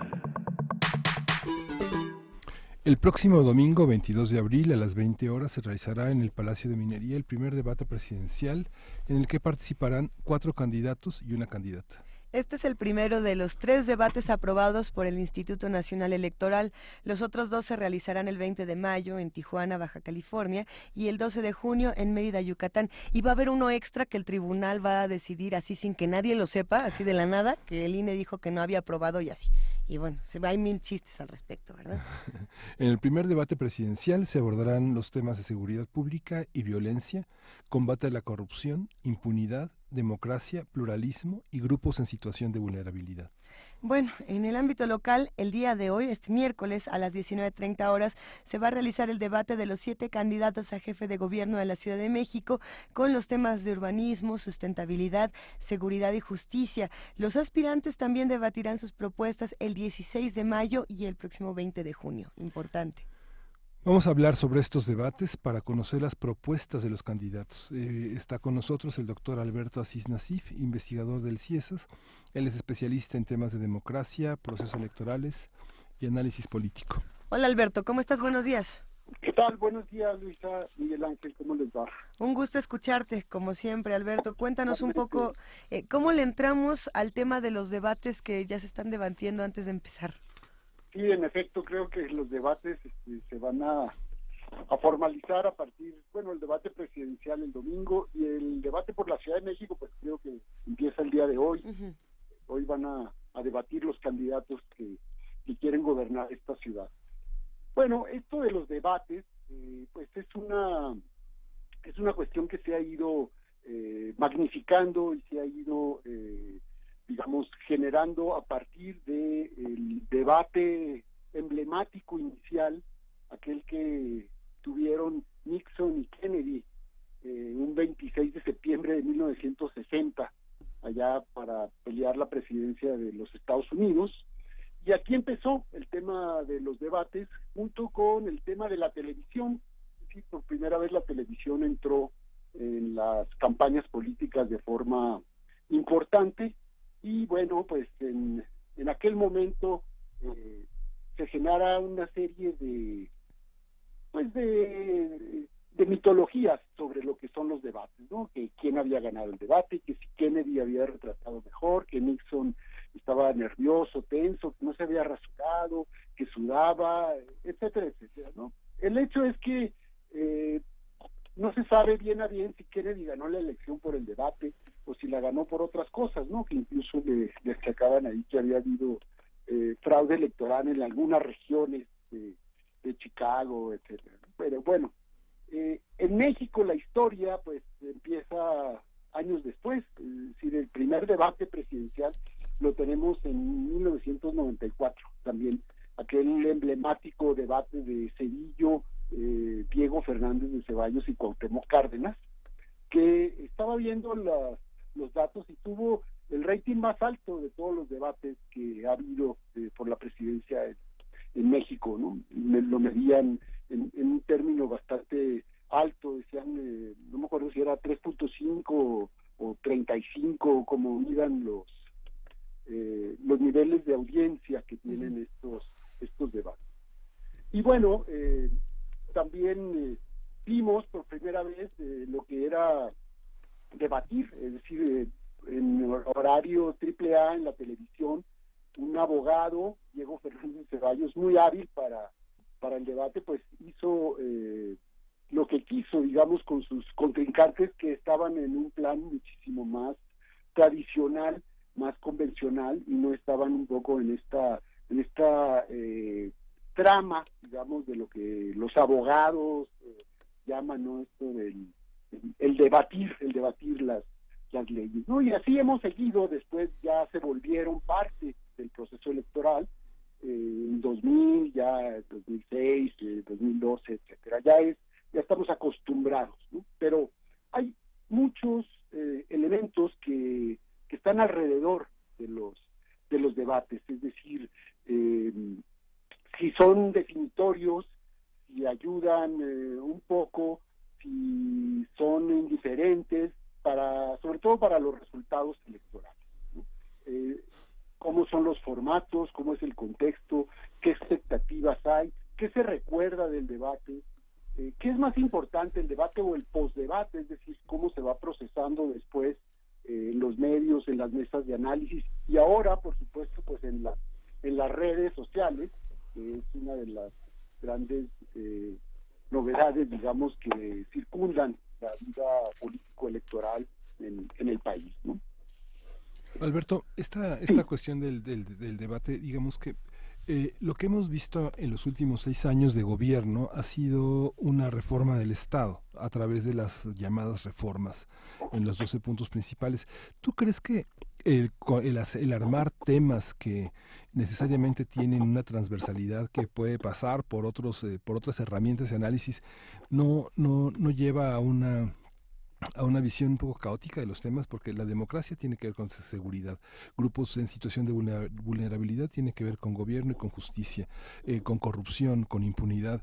¿Cómo elegir los temas? ¿Te parece que ha sido correcta la manera en la que se eligen los temas? Bueno, creo que en esta ocasión vamos a tener 3 debates. El primero, el próximo domingo, va a tocar los temas precisamente estos que estás mencionando: seguridad y justicia, democracia, y luego los otros temas, los otros debates, pues tendrán los siguientes temas que se eligieron. Es decir, hay una agenda bastante nutrida, por así decirlo, de los problemas fundamentales del país, de los graves problemas del país, lo que preocupa realmente a la ciudadanía, y que tienen que ver con esto, tienen que ver con la desigualdad y la pobreza, con la seguridad y la violencia, con la equidad, con la gobernabilidad y la democracia. Esos son los grandes temas. Por eso, uno de los elementos del debate tiene que ver con el contexto de país en el que, de alguna manera, estos debates van a tener que dar una respuesta. No solo los candidatos, sino la expectativa que se ha creado sobre el debate. Me parece que, así como cada elección tiene una serie de puntos que son específicos, singulares, los cómo de la elección, cómo se está construyendo, cuáles son las tramas, cuáles son las narrativas, cuáles son los puntos de polémica. Uno ve los periódicos el día de hoy y las redes sociales y se da cuenta de cómo está la trama de la discusión. O sea, cómo hay clarísimamente ahora esto que mencionaban ustedes, esta encuesta del Reforma, sí, ¿no?, en donde pone a López Obrador en una ventaja bastante importante. Ya es un puntero muy definido. 48%. 48% contra 26 de Anaya y 18 de mí, 5 de Margarita y 3 del Bronco. Bueno, esta situación, de alguna manera, está condicionando y va a generar todo lo que se va a debatir de aquí en adelante, es decir, cómo los otros candidatos le van a pegar o a tratar de pegar al puntero para bajarlo. Si uno ve otros periódicos, pues todo es la crítica en contra del puntero, ¿no? Que si es una avioneta privada, que si dijo tal cosa sobre el aeropuerto, que si dijo tal otra sobre Carlos Slim, que si va a perdonar a los delincuentes. Es decir, cualquier propuesta del puntero pues se vuelve el eje de la agenda. Y me imagino que el domingo va a ser una situación similar, es decir, vamos a ver a 4 contra 1 en una perspectiva de ver cómo le sacan los puntos más contradictorios, cómo lo exhiben, cómo lo muestran como una candidatura que tiene muchos problemas y muchos defectos. Este va a ser un poco el problema, digamos, que se le va a presentar al puntero el domingo, ¿no? Y justo antes de entrar un poco más a este tema de lo que va a ocurrir el domingo, pensando en los debates alrededor del debate, tanto en redes sociales como en medios de comunicación, etcétera, Alberto, me gustaría también hablar un poco de lo que va a pasar el día de hoy, pensando en la importancia que tiene el debate para la Ciudad de México, después de lo ocurrido con el sismo, con todos los temas de reconstrucción de la ciudad, con todos los problemas que implica, digamos, esta elección en particular. Bueno, en efecto, creo que ya hemos visto, a diferencia del debate presidencial, ya hemos visto encuentros de debate, digamos, en medios, en mesas, que se han visto en la televisión o en la radio, en donde están los 3 principales candidatos a la Ciudad de México. Y lo que vi yo en esta dinámica inicial, pues fue una situación muy característica, digamos. También ahí hay una puntera, es decir, Claudia Sheinbaum es la puntera, digamos, en las encuestas, en la Ciudad de México. Entonces, tanto Alejandra Barrales como Miquel Arriola lo que querían pues era atacar a la puntera, a Claudia Sheinbaum. Y entonces, con diferentes estrategias, Miquel Arriola trataba como de, bueno, él le pegaba a las dos mujeres que iban, porque él va en el tercer lugar, era un poco la estrategia del que va más rezagado, es decir, que tiene poco que perder, digamos, y entonces la estrategia del que tiene poco que perder se lanza de forma muy fuerte, toma muchos riesgos, y entonces él se lanzó contra las dos, las trató de exhibir por diferentes temas, y luego de hacer muchas propuestas, así como el niño aplicado que está presentando el examen, diciendo sobre seguridad voy a hacer tal cosa, sobre corrupción voy a hacer tal otra, pero así apuradísimo, tratando de ver cuáles eran sus propuestas.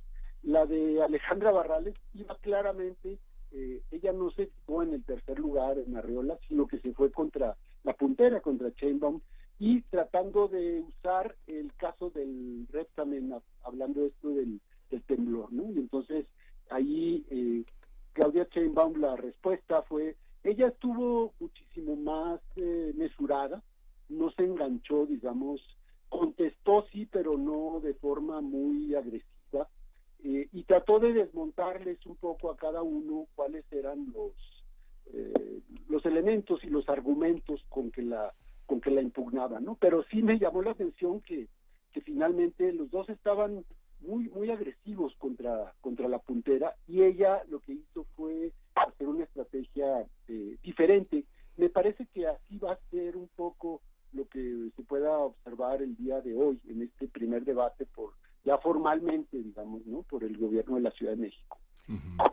¿Hacia dónde debe de orientarse el debate, Alberto? La UNAM organizó, en el marco de los desafíos de la nación, un análisis de las plataformas con académicos y con políticos. ¿El análisis debe de pasarse por el ámbito de lo académico, de lo intelectual, o a qué público tiene que estar dirigido el debate? ¿A la gran cantidad de votantes que desconocemos en realidad cómo va a funcionar? ¿O ¿Para quién es el debate en medios masivos? Hay un debate que tiene que ser en medios masivos, otro debate en medios más reducidos. ¿Cuáles son los públicos que debe de tener el debate? ¿Para quiénes deben de hablar los políticos? En efecto, me parece como muy interesante esta pregunta, ¿no?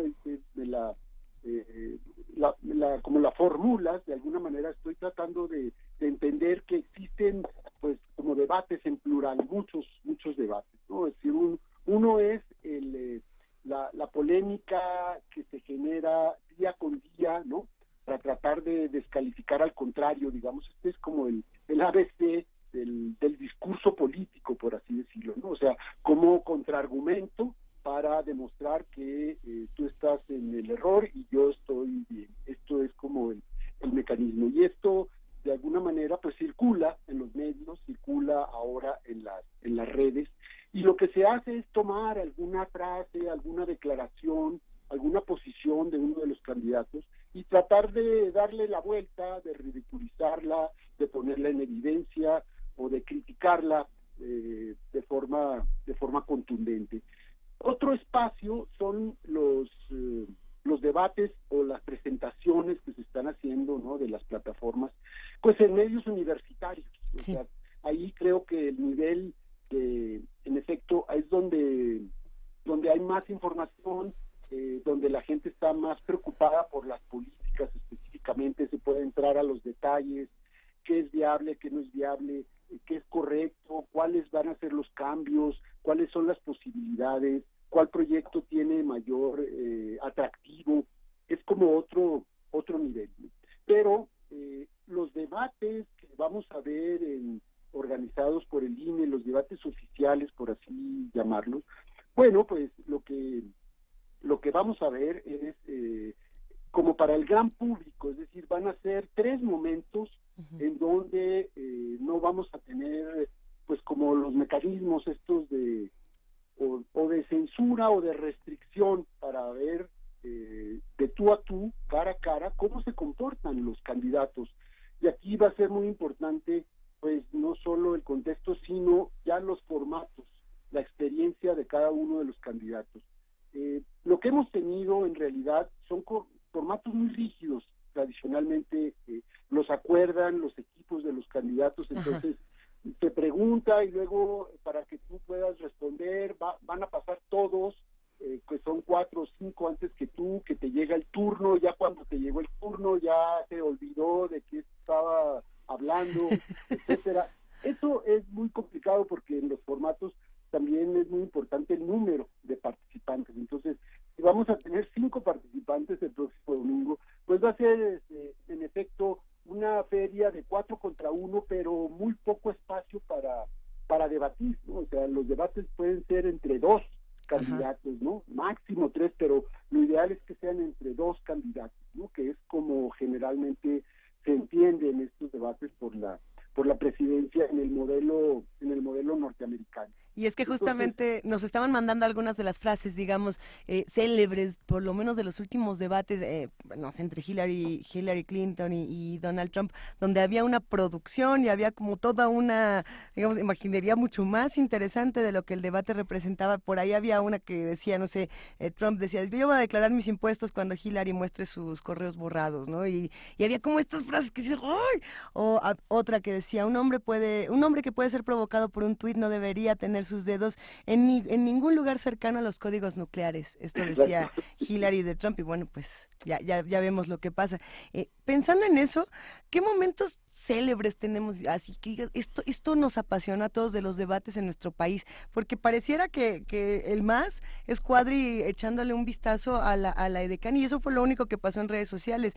No hay estos momentos, digamos, emblemáticos o que realmente nos hagan pensar que un debate puede cambiar los momentos electorales, ¿o sí? Bueno, sí creo que existen ciertos momentos de lo que se recuerda en los debates, de que no son tanto precisamente los temas o cómo se trató tal política, no, sino qué se dijo, ¿no? Aquella vez 94 que Diego le dijo a Cedillo, pues usted es un buen chico de 10, pero llegó aquí a través de 2 tragedias, la muerte de Colosio y el destape, ¿no? Que hizo Salinas de usted. Y luego en el año 2000 recordamos aquella frase célebre, ¿no? De la Bastida, que dijo, me dice usted la Vestida y Mariquita y tal, y entonces Fox le contesta, sí, puedo ser muy majadero, pero a ustedes no se les quita lo tramposo y lo corrupto, y con eso pues mete un jonrón, o el de 2006, el primer debate que no fue Andrés Manuel López Obrador, y que le costó muchísimo en términos electorales, o en el 2012, aquella frase, ¿no? En donde López Obrador estaba atacando, digamos, al puntero, que era Peña Nieto en aquella ocasión, y le dijo que lo había hecho la televisión, que era un candidato producto de la televisión, y Peña Nieto muy hábilmente le respondió que, bueno, que si la televisión hiciera candidatos, él ya había sido presidente. Son cosas que se recuerdan de los debates y de los postdebates, sobre todo. Creo que esa es la parte más importante. Y aquí hay, bueno, el gran público que va a ver el debate, la ciudadanía, que va a tener cada uno su opinión, ¿no? Aquí lo importante son los grupos de indecisos, los que todavía no saben por quién van a votar, todavía están dudando cómo van a mover su voto, porque los otros, los que ya decidieron, pues van a confirmar, digamos, ¿no? Que su voto está bien, o van a decepcionarse a lo mejor, y entonces estos pueden cambiar también, los que se llaman los switchers, ¿no? Se pueden ir a otro candidato. Pero aquí lo importante para observar en este sentido va a ser un poco cómo se va a procesar por los mismos medios, es decir, hay algunos medios que hacen mesas de especialistas, y entonces les dan toda una metodología para calificar, y entonces dicen, fulano ganó el debate, ¿no? O lo perdió, o hubo un empate, se califica tal cual como si fuera un juego deportivo. Sí. Y esto también se va a transminar y va a generarse en las redes sociales toda una apreciación de lo que debe, cómo se debe interpretar, ¿no? Es decir, que estuvo muy bien, que respondió, que estuvo tenso, que no respondió nada, que se conectó muy bien con la audiencia, se fue por la tangente, etcétera. O sea, hay una serie de apreciaciones que finalmente van a estar ahí presentes en la evaluación que se haga del debate, ¿no? Oye, Alberto, me parece que sí. Por aquí nos están preguntando, te pregunta Miguel Verde, a quien le mandamos un gran abrazo en redes sociales. Dice, ¿qué opina Alberto de los moderadores? Ahora serán 3 y no solo uno como se venía haciendo. ¿Esto qué cambiará o qué opiniones nuevas podrá dar? Bueno, me parece que el INE ha estado dando información en efecto de que se pusieron a estudiar diferentes modelos de debate en otros países y llegaron a la conclusión de que había el famoso modelo chileno, dicen ellos, ¿no? Si uno observa, puede meter a YouTube a ver cómo fueron los últimos debates presidenciales en Chile, en donde hay varios moderadores, no me acuerdo si eran 2 o 3 moderadores, y en donde el moderador tiene un papel muy activo, y esto quiere decir que interrumpe al candidato, que vuelve a preguntar, que vuelve a enfatizar, que puede matizar, etcétera, y que no solo es el moderador así rígido, que solo da la palabra o la cita, que solo distribuye los tiempos, ¿no? Entonces, van a tratar de hacer un modelo más flexible, porque sí, los debates en México, los debates presidenciales son aburridísimos, ¿no? Es decir, son de una rigidez tremenda. Entonces, van a tratar de experimentar. Y en los otros creo que va a haber la presencia de preguntas que van a venir del público o de las redes sociales. O sea, van a tratar de hacer una cuestión más flexible. Los 3 moderadores, bueno, pues esto va a ser su papel, ¿no? Es decir, y hay que analizar desde las mismas tendencias y la misma ubicación de los moderadores, o sea, quiénes son, a quién representan, qué tipo de inclinación política, ¿no? Porque ellos como moderadores van a tener que ser muy cuidadosos en inclinar la balanza, en no mostrar mucha simpatía por uno y mucha antipatía por otro, en no torcer ahí la cuestión de la dinámica del debate, porque entonces pues es un poco, el moderador es un poco el árbitro ahí en la contienda, pero un árbitro muy activo, ¿no? Que es el que va a estar no solo marcando las penas y las faltas en el juego, sino también dándole un tono a las preguntas y volviendo a generar una dinámica o más activa o más pasiva, ¿no? Entonces sí va a ser muy muy importante, ¿no? Y esperemos que estos moderadores pues no hagan, no se comporten, digamos, conforme a sus convicciones políticas, porque eso sería como muy digamos, para torcer un poco o para desviar la atención del debate, ¿no? Privilegiar a uno, ¿no? Y en castigo de otro. Esto esperemos que esté a la altura. Eso es lo que yo pensaría de los 3 moderadores. Alberto, estos 2 debates que están hoy en el centro de la atención, el de la Ciudad de México para gobernador de la Ciudad de México y para presidencial, tienen candidatos muy distintos. En el caso de la coalición de Anaya Barrales, ¿qué se espera, digamos? ¿Cuáles serían las diferencias entre los líderes de las coaliciones? ¿Qué tipo de evaluación podemos hacer frente a una coalición en la que su conformación no permite pensar en los programas de gobierno que las preceden, pensando en que los panistas, bueno, tienen 2 sexenios atrás para que la ciudadanía pueda apreciar lo que hicieron, y el caso del PRD tiene varios años, desde el 97, pensándose cómo se ha gobernado la ciudad. En este caso, la aparición de Morena da un giro, pero de alguna manera este disenso de un partido que se anquilosó y que provocó también la separación hacia Morena, orienta otra perspectiva, con líderes que eran perredistas, que han sido siempre de la izquierda, y que ahora tenemos 2 partidos como, digamos, de izquierda, ¿no?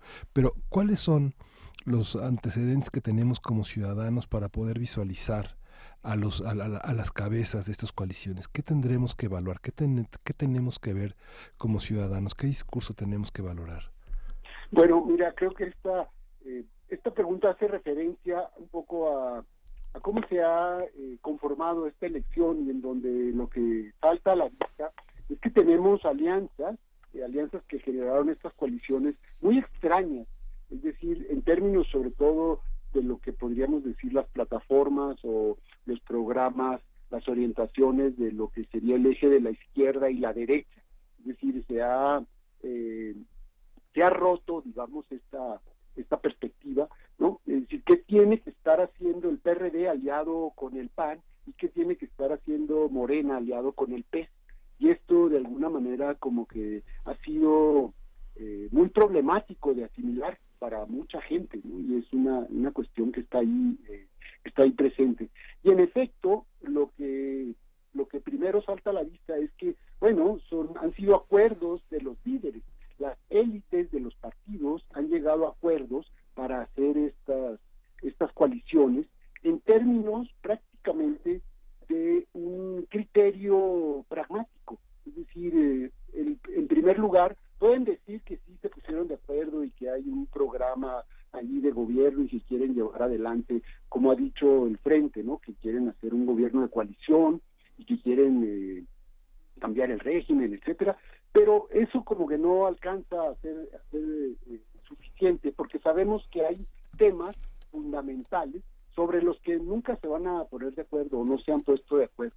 Y entonces aquí la pregunta es, en efecto, después de lo electoral que sigue, ¿cómo van a gobernar esto?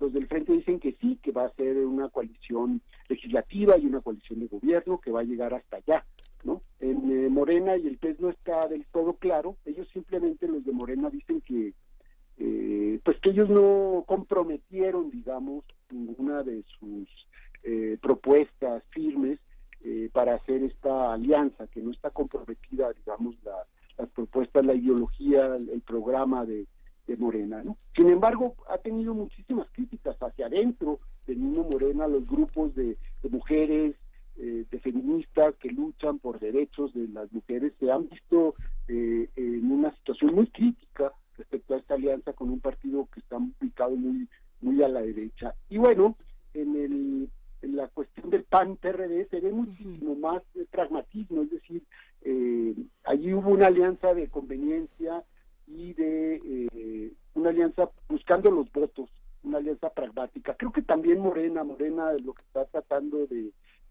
conseguir es una coalición en donde le asegure una cantidad, un porcentaje de votos. Creo que en los dos casos de estas coaliciones extrañas, eso es lo que ha privado, y de alguna manera hay gente que lo entiende como si se necesitan ganar votos y ni modo, hay que hacer esos arreglos, o hay otras personas que dicen no, es decir, cruzaron fronteras que no se deberían de haber cruzado, o sea, es como muy problemático esta alianza, ¿no? Y entonces, sí, bueno, pues esto creo que también se va a expresar un poco en la votación, pero sobre todo vamos a ver sus consecuencias después, es decir, qué pasa ya cuando se trate de un proyecto legislativo o de una política pública del Ejecutivo, ¿no? Ahí es donde vamos a ver cómo se van a acomodar estas coaliciones. Sí, porque ya no se tratará de un debate legislativo, sino de gobierno, pensando en, no sé, frente a partidos tan opuestos, cómo enfrentan el problema de la diversidad sexual, el problema de la salud, el problema del tema de la igualdad de género, de la igualdad salarial, el tema con la relación de soberanía y Estados Unidos. Son como muchos problemas en los que tienen, si uno compara las plataformas de cada partido y las plataformas electorales que ha colocado el INE para que tengan una justificación su existencia, uno ve verdaderos zanjas, ¿no? Sí, y creo que esto también tiene que ver con una cuestión que ha desprestigiado mucho a la democracia en términos generales a nivel internacional, que es la propuesta de campaña es lo que se discute en los debates tiene que ver con eso, y luego ya cuando ganan, ¿no?, llegan al gobierno, se gobierna con otra agenda, ¿no? Esto se ha dado mucho, sobre todo con los ajustes macroeconómicos, ¿no?, en donde se proponen planes muy heterodoxos y al final llega la receta ortodoxa, ¿no?, de los organismos internacionales, que es la que realmente se implementa. Esto sucedió y ha desprestigiado muchísimo, digamos, a los políticos, a los partidos, ¿no?, y a la misma democracia. A ver, por aquí tenemos algunas preguntas de los que nos escuchan y hacen comunidad con nosotros. Este es interesante, escribe por mensaje Juan de Lorean, creo que sí es de Lorean, y dice, ¿hay participación o representación de los jóvenes en el debate? Y le incluye el hashtag universitarios con AMLO. Bueno, me parece que en esta ocasión, el domingo, el primer debate no va, o sea, van a ser nada más los 3 moderadores. Pero tengo entendido, lo que ha anunciado el INE, es que en los siguientes debates, en los otros 2, sí va a haber participación de la gente y va a haber participación no solo de público, sino también a través de las redes sociales. Y yo creo que aquí podrán incluirse estos grupos de jóvenes, ¿no? En donde podrían plantearse estos elementos. Hay una cosa también interesante, que los grupos organizados de la sociedad civil de muy diferentes tipos de perfiles y de ideologías han estado planteando preguntas a los candidatos, no para que las respondan en el debate necesariamente del próximo domingo, pero sí que vean que estos son los temas que le interesan a la gente, por los que está preocupada la ciudadanía, y que de alguna manera ayudarían, digamos, a tener más información para la hora de votar. Es decir, el voto informado pues es el mejor voto, ¿no? Desafortunadamente sabemos que aquí se vota de muchas maneras, es decir, desde los que tienen la necesidad o están en la oportunidad de vender su voto a cambio de alguna promesa o de alguna incorporación a algún programa social, los votos duros, los votos que de alguna manera están manipulados o condicionados, hasta, bueno, ya hay una gran gama de gente que vota mucho más libremente, es decir, informadamente. De todas maneras, siempre se piensa que esta decisión del voto está como rodeada de mucha racionalidad. Y no, en efecto, creo que el voto es uno de los dilemas y de las preguntas fundamentales, ¿no?, de ciencias sociales y ciencia política. ¿Por qué vota la gente así? ¿O cómo vota la gente? Esto y ahí se han encontrado, ¿no?, en diferentes investigaciones, pues que tiene que ver con asuntos que cruzan por los prejuicios sociales, que tienen que ver con cuestiones culturales, con cuestiones emotivas y afectivas, en donde también está presente. Es decir, si uno platica con mucha gente diariamente, se da cuenta de cómo la apreciación de los candidatos pues no pasa por un análisis riguroso de sus propuestas y sus políticas, sino pues me cae bien, no me cae bien, por los prejuicios, este fenómeno que se ha visto mucho, la pejefobia, esta famosa, ¿no? Que son en efecto pues prejuicios un poco clasistas, un poco racistas, que tienen que ver con las candidaturas y que están muy presentes, ¿no?, y que van a influir en la gente como va a emitir su voto, ¿no? Y entonces me parece muy interesante también hay una encuesta que sacó esta organización 321 sobre los millennials, sobre los jóvenes, cómo están viendo los jóvenes y cómo piensan votar estos jóvenes, que ellos clasificaron los millennials de 18 y 32 años, y es curioso que no están con los candidatos más jóvenes, sino están con el candidato de más edad, con el más tradicional, por así decirlo, ¿no? O sea, hay una orientación aquí del voto de los millennials. Pues Alberto, pues muchísimas gracias. Vamos a estar esta noche atentos al debate, ya mañana lo comentaremos, y bueno, esperamos seguir contando con tu sabiduría, con tu experiencia, con tu análisis, y pues muchas gracias. Vamos a esperar que a la noche ver qué nos pasa y el domingo. Claro que sí, pues muchas gracias a ustedes. Estuvimos con el doctor Alberto Asís Nasif, investigador del CIESAS. Esto apenas está empezando. Sí, apenas está. Muchas gracias, Alberto. Gracias, salud. Un poco de música para seguir platicando. A ver, quédense con nosotros. Quédense con nosotros un segundito. Sí, quédense con nosotros porque bueno, ya vamos a hablar de las actividades en torno a la fiesta del libro y la rosa que empiezan este próximo 20 de abril. Y ya está en la línea. Sí. Primer movimiento.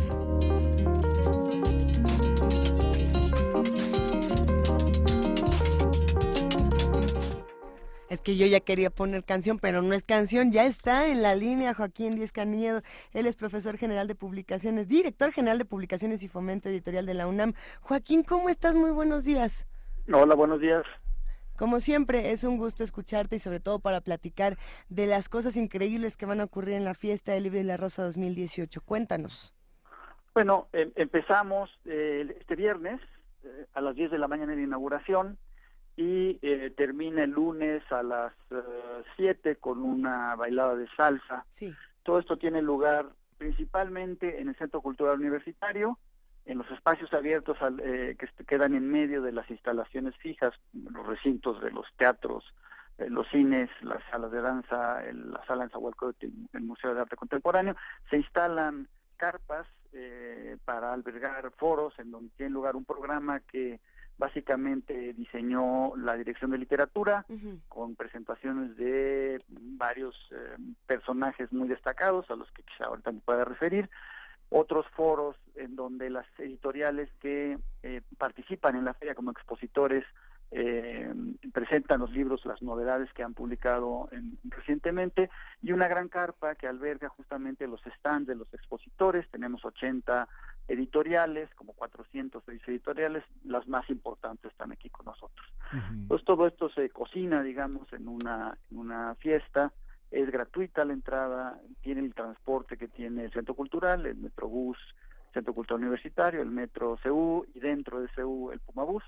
Tiene horarios especiales y corridas especiales para llegar, y es para toda la gente. Hay actividades para niños, además de los libros de las editoriales infantiles, muchos talleres y muchas conferencias muy interesantes. Como decías, no es la única sede. Tenemos la Casa del Lago, el Centro Cultural Universitario de Tlatelolco, el Museo Universitario del Chopo, el antiguo Colegio de San Ildefonso y la Escuela Nacional de Estudios Superiores y de Investigaciones en Morelia. Así es. ¿Cómo se organiza algo tan amplio, Joaquín? ¿Cómo que, digamos, cuál es la coordinación? Digamos que tiene un eje. Sí, tiene realmente 10, es la 10ª edición de la feria. Hasta la anterior la organizaba un programa que se llama Universo de Letras, que está a cargo todavía de Imelda Martorell, y bueno, hubo una decisión en la coordinación de que nos recayera en nosotros la organización, digamos, logística o material de la feria, ¿no? Pero justamente como tiene ya una tradición, pues la gente está muy pendiente. Hay un apoyo muy importante de las áreas de la universidad, de servicios generales, de movilidad, de protección civil, pues para que nos apoyen en organizar todo el movimiento de la gente que se desplaza hasta acá, nos vigilen que las instalaciones provisionales sean seguras, etcétera. Entonces, en realidad, son muchas áreas de la universidad las que participan con contenidos y con organización, y como tiene esta tradición, pues ya más o menos están las cosas resueltas, ¿no? Lo cual no quiere decir que no hay que estar muy pendiente de todo. Sí, hay algo bien importante, querido Joaquín, y es pensar en este gran trabajo que realizó el equipo de Universo de Letras, que nos ha acercado a los libros, pero realmente celebrando, y creo que hay que continuar con ese espíritu de celebración de los libros, de festejar las palabras, y sobre todo en un momento, venimos de una conversación de debates electorales y demás, donde es urgente tener otro tipo de discursos y otro tipo de libros, otro tipo de opiniones. ¿Cuáles son, digamos, los más buscados en esta Fiesta del Libro y la Rosa? Bueno, a ver, mire, te voy a tratar de decir más o menos. Hay 3 homenajes. Los foros tienen el nombre de 4 autores mexicanos muy importantes que hubieran cumplido 100 años este año, que son Guadalupe Amor, Pita Amor, en la que va a haber 2 mesas, una de Miguel Schwessler, que ha hecho estudios sobre ella, y se va a proyectar un video sobre su vida de Eduardo Sepúlveda Amor. A José Luis Martínez va a estar Rodrigo Martínez, Orso Arreola y un servidor, hablando un poco de la trayectoria de este personaje tan importante, y a Juan José Arreola. Juan José Arreola está un poco en todos lados. Hay una plática de Sara Pot con Orso Arreola sobre la obra en general de Juan José. Hay una obra de teatro de Alonso Arreola el domingo por la noche que se llama de Bestias y Prodigios. Es una obra, digamos, inspirada en el bestiario de Juan José Arreola. Y luego hay una serie de cosas de ajedrez. Creo que todos sabemos que Arreola, una de sus aficiones, por la que tenía un enorme, digamos, respeto intelectual, era el ajedrez. Él lo instituyó como un juego en los exteriores de la Casa del Lago cuando él estuvo encabezando ese recinto cultural recién entregado a la UNAM. Entonces va a haber, en Casa del Lago va a haber una charla sobre cómo se jugaba ajedrez en Casa de Arreola en las tardes, donde están Eduardo Lizalde, Homero Arizgis, Enrique Rocha. En esa está Homero Arizgis a las 2 de la tarde del domingo. Va a haber unas simultáneas con una gran maestra internacional cubana que se llama Lisandra Ordaz a las 4 allí en Casa del Lago, una exposición de, digamos que se llama Memorabilia de Arreola que organizó Casa del Lago también. Y aquí en Centro Cultural vamos a tener un torneo, una Copa Juan José Arreola de 72 tableros con 100,000 pesos en premios, que es como se suele interesar a los jugadores de ajedrez en esto. Son varias categorías, es el sistema suizo, que son 7 rondas, todos contra todos, y de ahí se salen los ganadores. Entonces es un programa, digamos, alrededor de Arreola. Va a estar buenísimo. Otro tendrá una charla un poco mezclada de José Luis Martínez con Ali Chumacero. Va a estar Luis Chumacero y José Luis Martínez Chico en San Ildefonso, hablando un poco de estos dos compañeros de generación, son exactamente contemporáneos, fueron amigos, y ese es el tercer foro que tenemos, que es el cuarto foro, que se llama Ali Chumacero. No dejamos de tener el tema de las elecciones. Tiene Carmen Aristegui a hablar un poco de los candidatos, de cómo ella ve el horizonte electoral, del estado del país. Está el ex rector, el doctor de la Fuente, con un libro reciente que tiene, que se llama Sociedad Dolida. Pero en el tema de la literatura, que como bien dices, finalmente esto es una fiesta, una gran fiesta, tiene como último propósito el fomento a la lectura, ¿no? Buscar otra vez una oportunidad de que la gente que viene aquí se tope con los libros que le pueden interesar, conozca a los autores de estos libros o los temas que pueden acercarlo, digamos, a la lectura, ¿no? Entonces hay un homenaje a Ibargüengoitia también, donde están Ana García Huerva y Enrique Serna. Esto es el sábado, el viernes a las 5.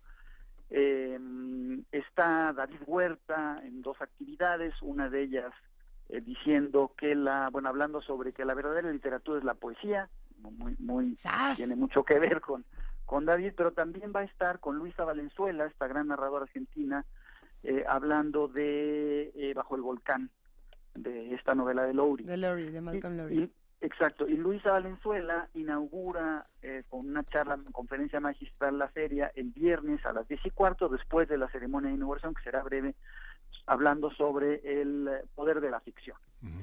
Hay una lectura... Sí, Joaquín. Bueno, no, es decir, los voy a abrumar un poco.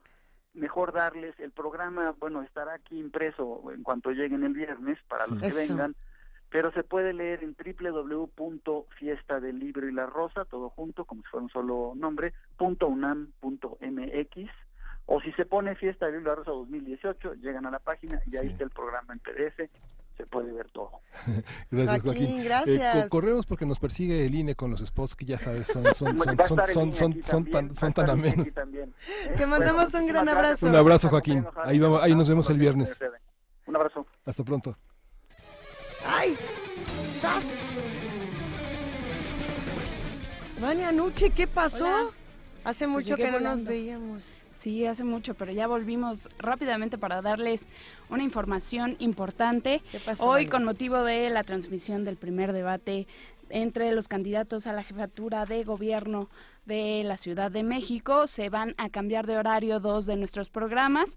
Hablamos de Hacia una nueva música, que hoy se va a transmitir a las 5 de la tarde, y al terminar, Panorama del Jazz con Roberto Aimes por el 96.1 de FM. El debate es a las 7:30 de la noche, así que no se lo pierdan. Va a transmitirse, ya lo decía, por FM, y al terminar Resistencia Modulada con un debate entre, mejor dicho, un análisis entre... Un postdebate. ¿Perdón? El postdebate que le llaman. El postdebate, sí, con Modernísimo, con Bere Camacho. Y TV UNAM les presenta una entrevista con la actriz Jimena Ayala en Ser Mujer en el Cine Mexicano, con Karina Guidi a las 8:30, para que se quiten el mal sabor de boca con el debate. Visiten toda nuestra información en www.radio.unam.mx y en tvunam.mx también. Gracias, los libros, Vania los Nuche. ganadores de los libros, ya te entendí, Frida, perdón. A ver, ¿qué Marisela libros son? Quiroz Serna y Alexander Ganem se ganaron Las luchas por la memoria en América Latina de Eugenia Alier Montaño. ¿Y dónde los apunté? Acá. Ahí andan. Perdonen ustedes mi desastre. Jesús Ríos y Marisabel Martínez se llevaron estos 2 libros que dimos antes de la mesa. Nos vamos. Bueno, Gracias, yo ya me voy. Vania. Muy buen día a todos. Quédate, Vania. Escuchen el debate. Quédate aquí, ya nos vamos. Gracias a todos los que hacen posible el Primer Movimiento. Nos vamos. Hasta mañana. Esto fue Primer Movimiento. El mundo desde la universidad.